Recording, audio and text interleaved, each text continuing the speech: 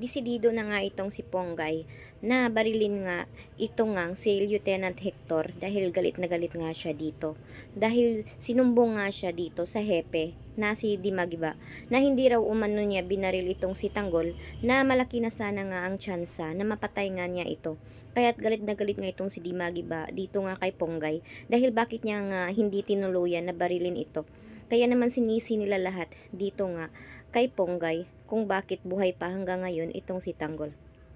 Samantala naman ito namang si Hector ay labis naman ang galit ni Dimagiba sa kanya dahil nga ay hindi nga niya ginawa ng maayos ang kanilang paghahatid sana sa City Hall nito nga ni Don Julio at ang kasama nito. Kaya naman ngayon ay galit na galit naman si Mayor Guerrero dahil nalaman nga nilang nakatakas na naman ito nga si Don Julio. At ngayon ay baka naman masisanti na naman sa trabaho nga ito nga si Dimagiba dahil nga sa kapalpakan na nagawa niya.